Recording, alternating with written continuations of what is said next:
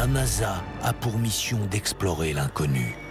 On ignore plus de choses qu'on en sait. Ça tient à la nature de l'univers.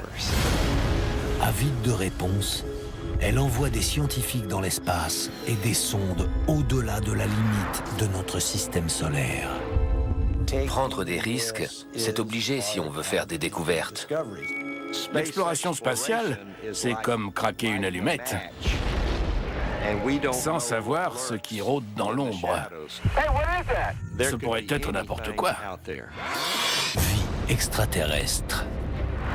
Je ne comprends pas ce qui se passe. Je ne m'attendais pas à ça. C'est quoi? D'où ça vient? Phénomènes spatiaux inexpliqués.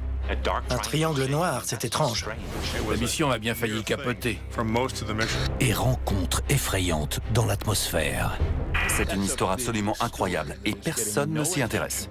Les différentes missions de la NASA ont révélé des anomalies qui laissent perplexes les plus grands scientifiques.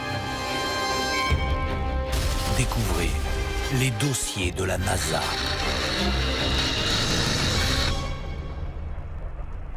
Une fusée qui frôle la catastrophe au décollage. Je n'ose même pas imaginer l'ambiance dans le module de commande.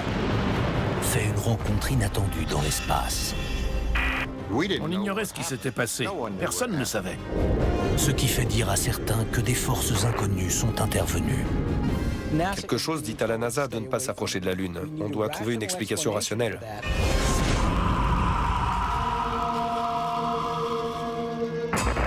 En novembre 1969, peu après le décollage d'Apollo 12 depuis le centre spatial Kennedy, l'impensable se produit.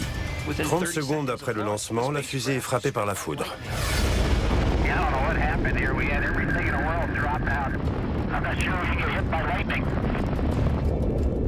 Alan Bean, le pilote du module lunaire, ignore ce qui vient de se passer.